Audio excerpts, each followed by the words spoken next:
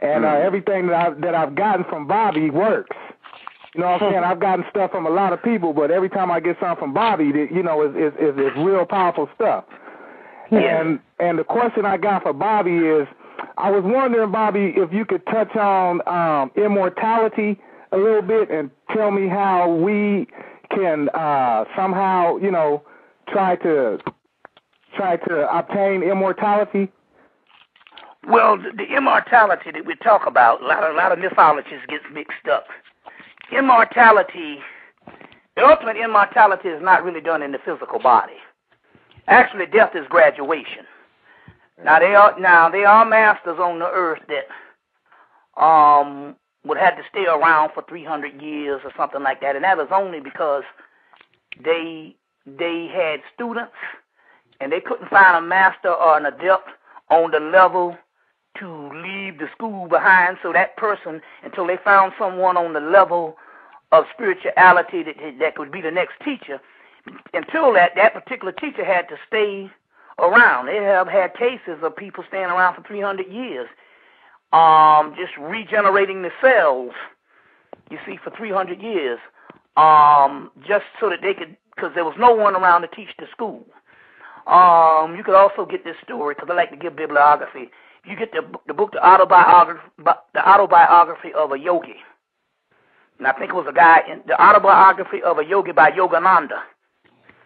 And there was a guy that lived in India in the 1800s, and he was 300 years old, and he was 300 pounds. He was 100 pounds for each year. And so he'd walk around naked, and the police would lock him up.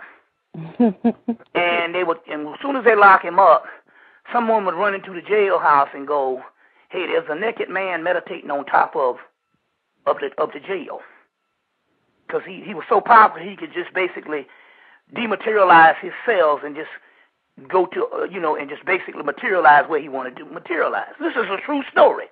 You see what I'm saying? So they would say, "Well, this naked man is meditating on the jail," and they would go and get him down, and he would do it again, and they would let him out. And basically, he would go and teach the students, and then after he would teach them for so many, maybe about a month or so, he would go under the ocean and sleep under the ocean. He would sleep under the ocean maybe 3-4 months, and he would come back up under the ocean. And when he came out of the ocean, they has to give him big buckets of milk, and the only reason why he was around is because they couldn't find an adept. You see what I'm saying? A spiritual teacher to take over the school. So that's, that might seem like immortality, but that's really kind of, it's a burden, because the Egyptians used to say, "Foolish are the long-lived." You see what I'm saying? They say it is the Eleusinian fields that we seek, which was talking about the other dimension and the other world, which was the real world. Who wants to stay around in the illusionary world, which is only a series of events that's not even real? Right. So the immortality they're talking about ultimately is talking about death.